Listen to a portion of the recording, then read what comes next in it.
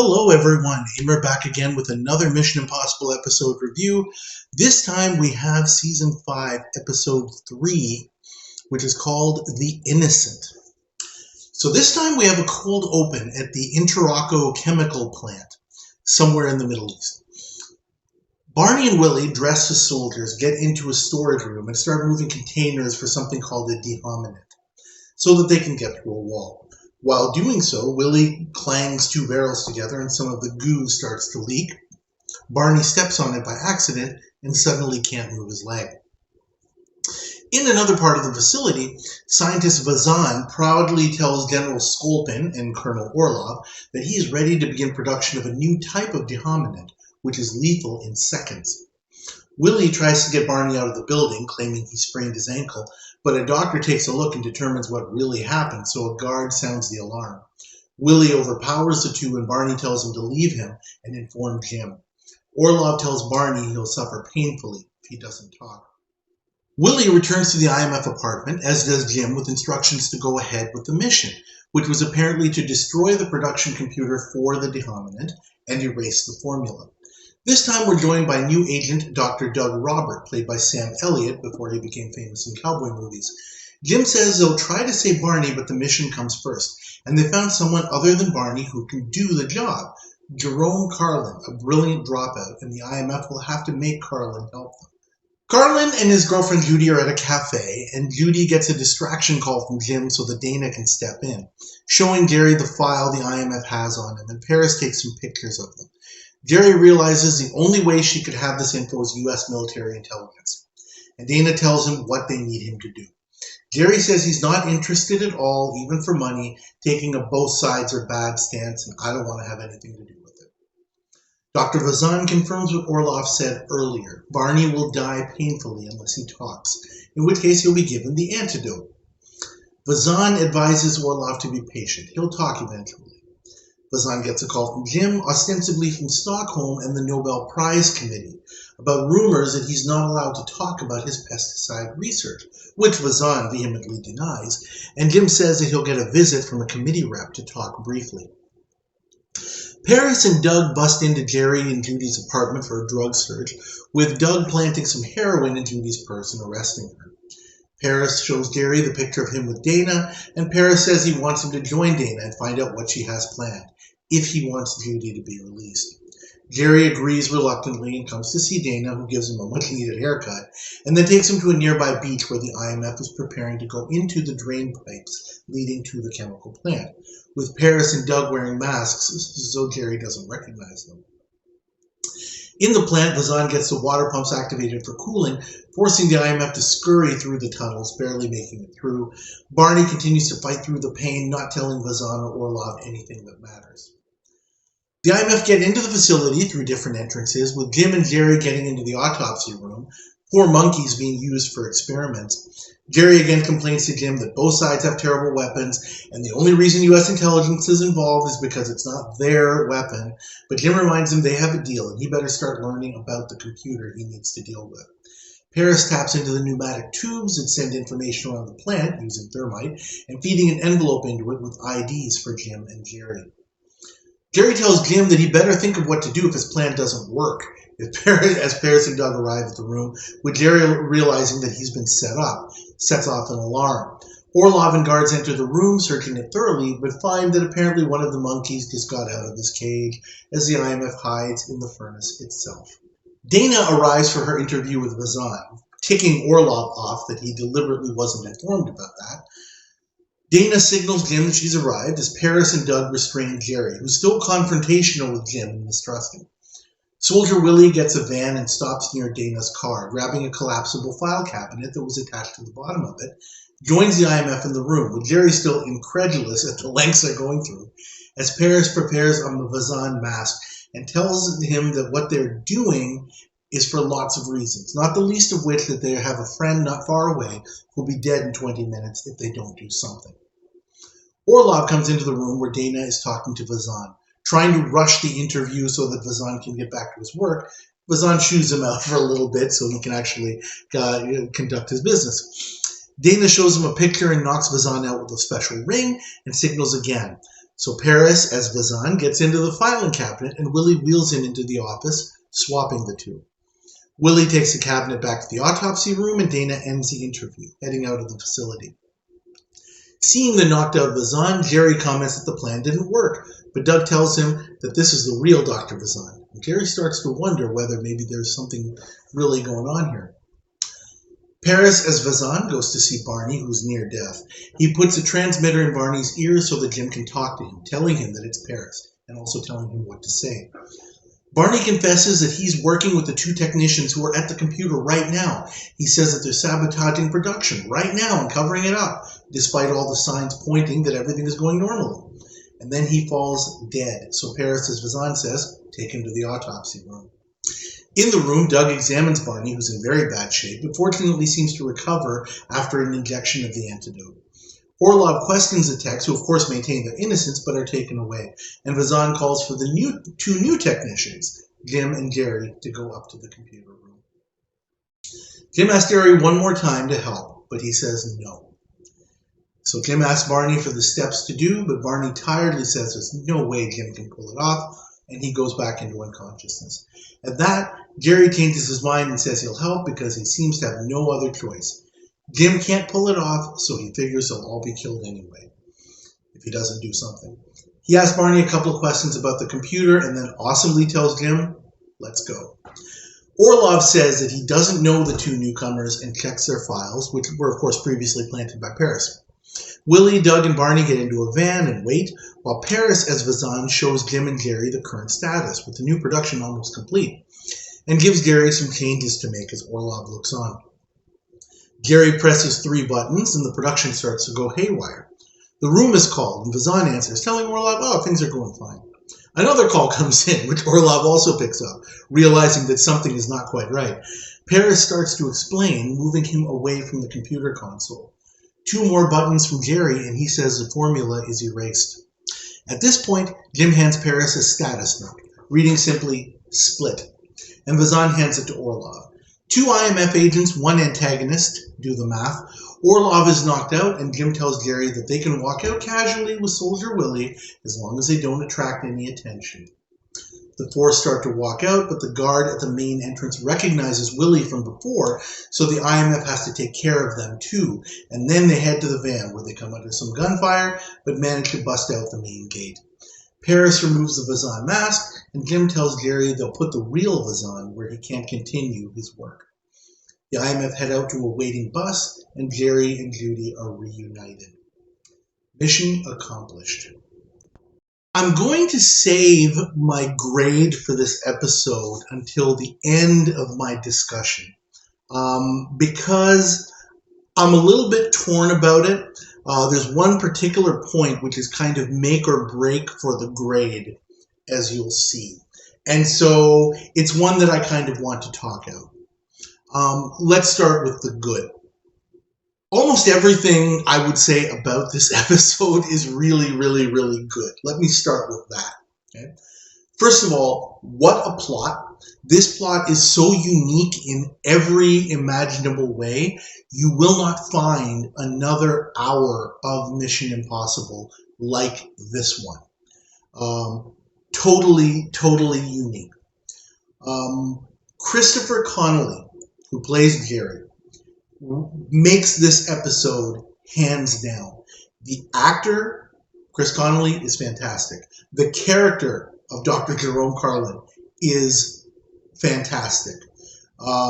It all comes together so well, and he plays the role so well for what he's suited to do. And there's a lot to discuss around that, okay, which I'm going to get to. Just to cover off the good points. Very much like the first episode of this season, The Killer, there's solid teamwork in this one. This is actually, you could call it, I was going to say you could call it a Power of 6 episode. You really can't. It's a Power of 5. Barney doesn't have to do a whole heck of a lot except kind of lie there and be near death. But still, the teamwork is so solid.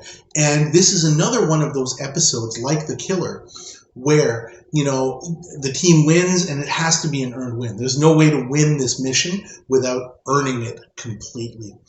And what I really, really like The really important point I feel is that at no point does this seem like a slam dunk. And that is really, really, really refreshing to me. Also really good, the guest stars. Larry Linville, who plays Colonel Orlov. We've seen him a couple of times in previous seasons. We saw him in The Glass Cage, and we also saw him in Robot. And in those two episodes, I remember commenting that he played those characters so well. He was a very, kind of insecure, obsequious guy, kind of always, like this, kind of always looking around, and always thinking. Very, very obsequious. And in this one, he's very, very different. He's in charge, he's in command, and he really has a different aura being in charge, and I think he portrays that really, really well. So kudos to him. Very, very versatile actor. Also, of course, Robert Ellenstein as Dr. Vazan. So good. We've seen him a couple of times already. We've seen him in season 3, The Exchange. We've also seen him in season 4 in The Controllers. And we will see him again for sure in season 6. I know he's in one episode. I forget whether he's in season 7 or not. I don't think so, but I could be wrong about that. Anytime he's in the show, he's one of those actors that, you're going to get a good episode if this guy is on your screen. So, again, can't say enough good stuff about them. Moving on, you can't really do this episode, discussing this episode, and give it justice without talking about, the underlying premise of the whole episode. First, I'll say that starting with season 5, actually, you could probably even argue with the last episode of season 4, The Martyr. Season 5 is full of plots. I shouldn't say full of plots, but there are many plots that try to relate to socio-political issues. The writers and the producers are realizing that the audience is changing, their attitudes are changing, and they're trying to kind of go with that flow. That's one of the reasons that Leslie Warren was brought on, to give the show a younger vibe. I know that there has been a lot of discussion about the fact that, the show was really kind of at its peak in seasons 2 and 3. When Barbara Bain and Martin Landau were on the show. Okay, you can debate that until the cows come home. And certainly, as I pointed out, that's definitely where there were a lot of tremendous episodes. There were some clunkers too. And again, I don't really want to kind of rehash that right now. But you can't fault the producers. In fact, I give the producers and the writers kudos for trying to change with the times. In that last episode of season 4, The Martyr, we had Lynn Kellogg singing the Bob Dylan song, The Times They Are A-Changin'. And, you have to give the writers credit, I feel, for trying to change with the times. Otherwise, the show probably would have started going downhill if they just tried to keep going and try to recreate whatever they did in seasons 2 and 3. They had to change it up, and they did. In that vein, I did some reading in the Mission Impossible dossier. Fantastic book. I pointed it out before. Go get it if you haven't got it. The writer for this episode was a fellow named Mark Norman. And he wanted to do an episode where he kind of questioned the very premise of the show, the very basis of the show. As I've commented in many episodes before, the IMF is always tilting the playing field in their favor. Sometimes, to an extent which beggars belief. Okay? They have perfect knowledge about all sorts of things. The things that are happening in foreign countries. Like, how the heck could they possibly get that information? The IMF manipulate people. The IMF go out of their way to put people in positions where they feel compelled to comply with them or act in a certain way. And the whole premise of this show, this particular episode, I should say, is to question that. What if somebody says no, like Jerome Carlin does? What if somebody doesn't react the way that the IMF expects? Right? The show is based on the idea that the IMF are the good guys. Well, what if somebody says, what makes you the good guys? Right? How am I supposed to know that you're the good guys? What if I don't care that you're the good guys? And it's so well done. From what I read, some of the script was toned down a bit because the producers didn't want the entire basis of the show to be ripped apart. Otherwise, there might not be much of a show. You know, it would almost become self-deprecating to an extent. But even the points that were made here were great, and I think that it did enough to push forward the idea that Mark Norman wanted to get out. And I really liked it, and that's really what gives this show, this episode, its uniqueness and panache, I believe. Right from almost the very beginning, Paris asks Jim, do we have the right to involve an innocent? Do we have the right to basically, for all practical purposes, grab somebody off the street and, because he can help us accomplish this mission? What gives us that right? And Jim responds basically saying, do we have the right not to? There are lives at stake. And, that to me is kind of a very, very interesting but dangerous premise. Again, it's based on the foundation that, hey, we're the good guys here. Okay, but again, that assumes a really, really, really huge moral high ground. And now, just with this idea that we're going to basically take someone off the street, or even worse, kind of strong arm them, which is essentially what the IMF ends up having to do, strong arm them into compliance. Do you really still feel you have the moral high ground? I don't know. I wonder about that. I don't think so myself, but some people might.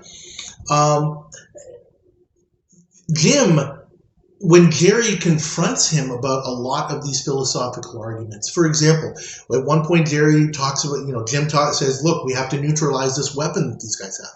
Jerry says, look, the United States has lots of weapons, and you're only going after this one because it's theirs and not yours. And Jim hand waves away a lot of those arguments really, really simply, I feel. Right? Saying, you know what, you'll get no argument from me, but we're trying to, eliminate one more weapon from the world. Okay? I'm really surprised, and maybe the producers and the writers thought this might be going too far. At that point, the first thing I thought of, I half expected Jerry to say, the U.S. is the only country in the world that's ever dropped an atomic bomb on another nation. Again, these questions about the moral high ground are explored here, and they come out, and the answers are very, very ambiguous. I really wonder, because of course I wasn't alive at the time, I wonder for those that were, I'd really love to hear whether people took or accepted that attitude back then. This is 1970. This is more than 50 years ago. And, obviously, it was the turn of a decade from the 60s. And, people were starting to question authority a little bit, especially, the younger generation were starting to question the authority and the morality of their government. That's part of the reason, season 5 brings along a lot of these kinds of plot changes and that sort of thing. I really wonder whether people still did take that attitude that, hey, we are the good guys. So, if we have some people who have to get their hands dirty once in a while, and justifying it because America, did people accept that at the time? I'd really be interested to know. Certainly today, people's attitudes about such things would be very, very, very different, I feel. There's obviously a subset of people who would think that any such thing is justified. I doubt it's as many people as there were at that point. Again, I'd be very interested to know. I find myself agreeing with a lot of the things that Jerry Carlin is saying here. As I mentioned, the IMF basically strong arms him into doing what they want him to do, and it is completely, unabashedly, unapologetically, the ends justify the means. That is the attitude that he's given by Jim, by Paris, by everybody. That, you know what, we are the good guys, and darn it, you need to help us. And they try to rationalize it every step of the way. And like I said, there's to say that that's a gray area is saying that Niagara Falls is a little bit wet. It is a really, really, really gray area there. And I think that the show handles it as well as can be expected without, again, either becoming self-deprecating or basically, collapsing the whole premise, toppling it all over itself. So that's what I have to say about that. You're waiting for my grade, I know. Let me come to my last point. And this is one that I really, really, really struggled with. The ending. Like with The Killer, I wasn't a huge fan of this ending. This is yet another episode, like The Killer, that I first saw many, many years ago, back in the 80s. And I remember really, really enjoying it even back then. But that ending, where basically what Jerry does is, he asks Barney a couple of questions, and then he tells Jim, and I think the sequence is really, really awesome. He just goes to Jim and says, let's go, right? As if he had been along with the plan the whole time. I think that's really, really great. But then they go to the computer room, and all Jerry has to do is to press 3 buttons, and now suddenly all their production is messed up. And then 2 more buttons to clear the formula, and that's it. 5 buttons. So to me, it begs the question, okay, there's 2 possibilities here. The first is, when Barney tells Jim, there's no way you can do it, there's just absolutely no way. If all Jim had to do was to press 5 buttons, like Jerry did, Barney could have very, very easily told him exactly what to do. After all, the IMF has perfect knowledge, right? That's part of the whole underlying premise of this episode here. And another thing that Jerry could have kind of taken a bit of a knock at. See, you didn't even need me in the first place. That might have been a little bit funny. The better idea here is that Jerry, by asking the 2 questions that he did, he actually figured out a better, an easier way to do the job than Barney had in his own plan. There's no certainty of that. I wish that had been made more clear and a bit better explored. Even if Jerry had to do some typing, and some kind of Hollywood hacking, like you see in movies like Swordfish and things like that, where somebody's just, typing like this, and it's like, okay, now I did it, right? Not that that's realistic in any imaginable way, but it just seems to me a little bit bothersome that really that's all it took. There's something a little bit missing there.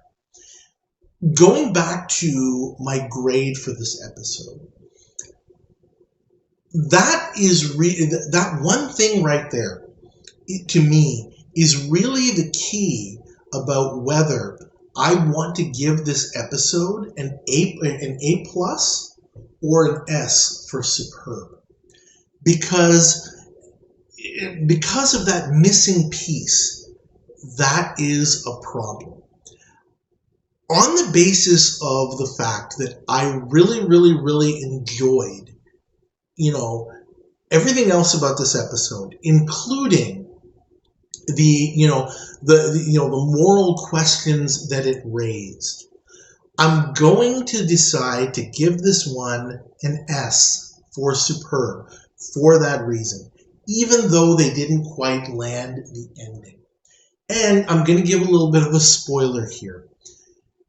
There's not going to be another episode that's even going to get consideration for an S. So this is going to round out the 5 that I have given a grade of S to. I'm going to say, because of what I just outlined, that it's right on the border between S and an A+. So it's number 5, definitely in the hierarchy there. The other 4, if you'd like to go back and look. There were 3 from season 3. There was the heir apparent, there was the cardinal, and there was the mind of Stefan Miklos. And there was also from season 4, Submarine. Those are the other 4 to which I have given an S. I am saying that this one also deserves an S.